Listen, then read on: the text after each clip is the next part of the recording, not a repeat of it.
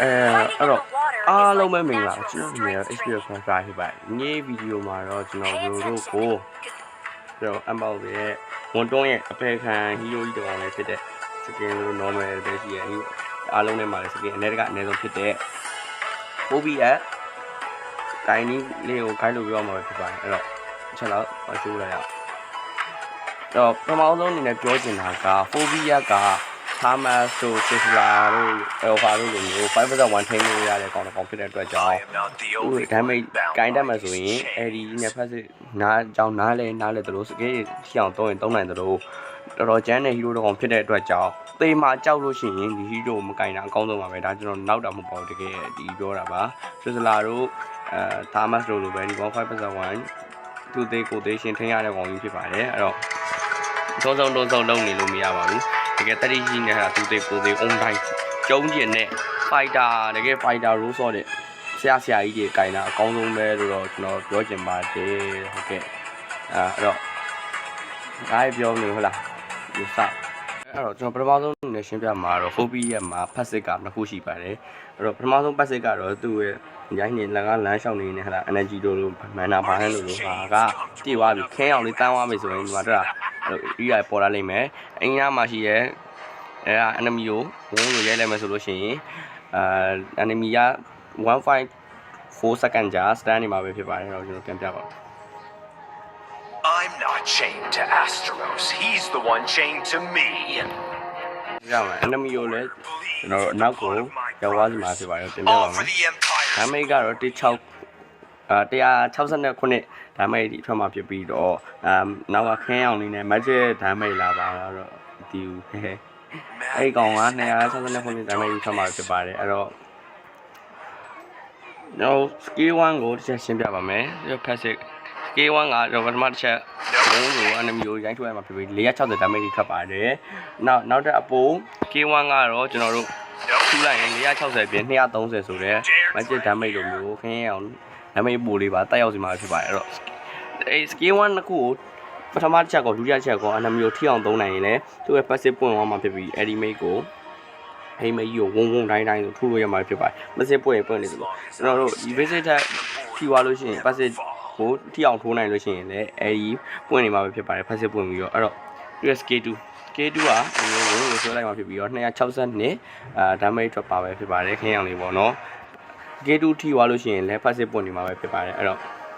တကယ် element ကိုရှင်းရအောင်မယ်အဲ့တော့ enemy ကို area မမြင်လိုက်ရတေချာမမြင်လိုက်အောင်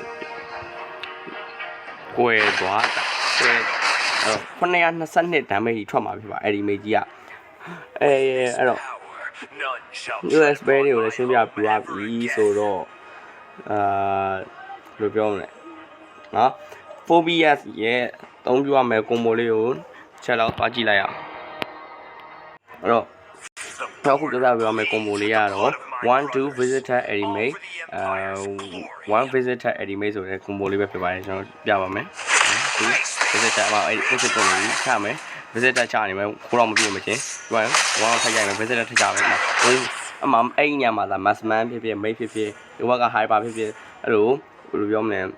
ဟိုထိန်းရမခတ်ဘူး divide မထည့်ထားဘူးဆိုလို့ရှိရင်အဲ့ဒီကောင်ကပျောက်ကိုပျောက်ပါတယ်အဲ့တော့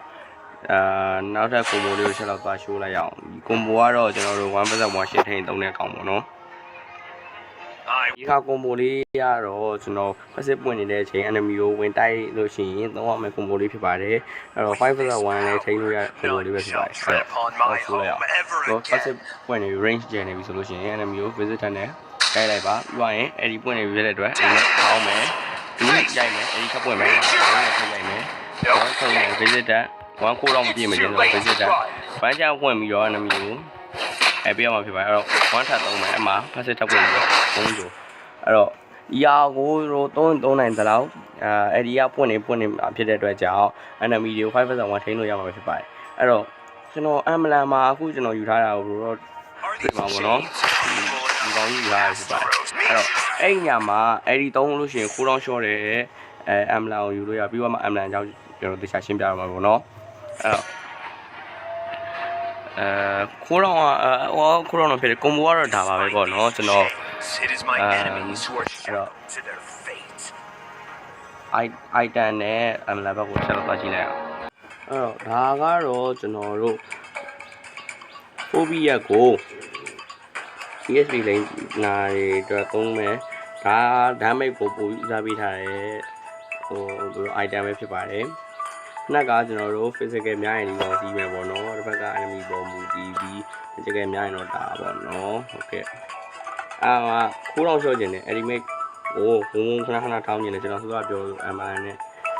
ထိဆော့ခြင်းနဲ့ဆိုတော့ဒီကောင်ကိုစီးလဲရပါတယ်အဲ့တော့တန်တာဘက်ကတော့ကျွန်တော် stat စုဖို့အတွက်white card ကိုမရှိမဖြစ် wine မှန်ကောင်းတာအမှဟိုက damage ကြီးပဲဆော့မယ်ကိုလည်းတခါမှမသေးဘူးဟိုကကိုယုံနေဆိုလို့ရှိရင် defend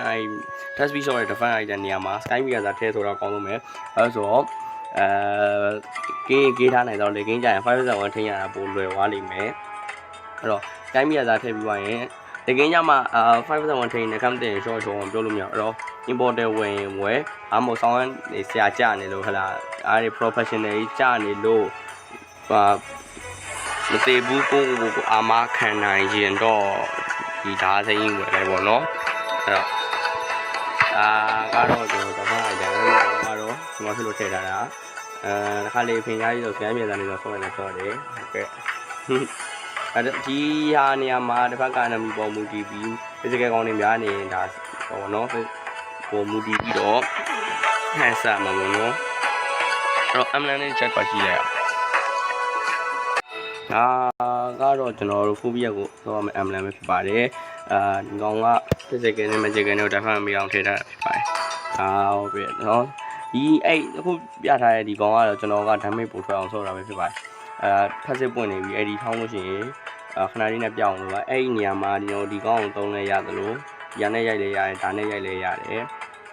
တော့ကျွန်တော်ထန်းဆော့မယ်ရိုမာဆော့ phobia ကရိုမာဆော့လို့မရဘူးလားဆိုရပါတယ်အဲ့တော့ရိုမာဆော့နေတဲ့ပုံကိုသုံးလို့ရပါတယ်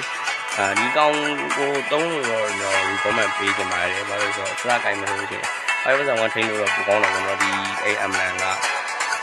ဒီအောင်ပေါ့ဟောဆိုတော့အဲ့ဒီဖွင့်ပြီးသွားရင်သူ့ရဲ့တန်းတဲ့ skill 1ကကျွန်တော်ခိုးတော့ကြာတယ်အဲ့တော့ visit ထချနေရ skill 1ခိုးတော့ပြေးမချင်းအဲ့ဒီအချိန်မှာ enemy က stand ပါတဲ့ကောင်တွေပိုင် bro ရှော့ဖို့ရာခိုင်နှုန်းကနည်းနည်းများတယ်ပေါ့နော်အဲ့တော့ပြောရမယ်အဲ့တော့ skill 1ခိုးတော့ရောနေတဲ့အချိန်ရောသွားတဲ့အတွက် visit ထချရတာနေသွားသလို visit ကခဏမြောက်ပွင့်မှာဖြစ်တဲ့အတွက်ကြောင့်အဲ့ဒီထောင်းရတာပိုလွယ်ကူစင်မှာဖြစ်ပါတယ်အဲ့တော့ဒီကောင်နဲ့ phobia နဲ့ဒီကောင်ဒီ amlan နဲ့တော်တော်လိုက်ပါအဲ့ဒီကခဏပွင့်နေသလိုဒီ amlan ဒီခိုးတော့ပြေးသွားသလိုအဲ့ဒီရတဲ့ပွင့်နေမှာဖြစ်တဲ့အတွက်ကြောင့်ခဏသုံးလို့ရမှာဖြစ်ပါတယ်အဲ့တော့ကျွန်တော်ဖင်ရည်ဒါထည့်တာပေါ့နော်တစ်ခါလေးကျွန်တော်ဒီကောင်နဲ့ဆော့ရင်လည်းဆော့ပါတယ် 5.1 ထိန်းရမယ်လား run တပွဲကိုကြည့်လိုက်ကိုဘက်ကဘယ်လိုပြောမလဲတောသားတွေတကယ်တောသားတွေပါလာမယ်ဆိုရင်တော့ဒီကောင်ယူတာအကောင်းဆုံးပဲပေါ့နော်အဲ့တော့Medicine ကတော့ကျွန်တော်တို့ကျွန်တော် van chat နဲ့ဆော်တယ် flicker နဲ့လည်းဆော်လို့ရတယ် flicker နဲ့လည်းဆော်တယ်phobia ကို hyper ဆော်တာတခါတော့တွေ့ဘူးလေကျွန်တော်ကျွန်တော်လည်းlicense ဆော်သေးကျွန်တော်မဆော်တော့ဘူး hyper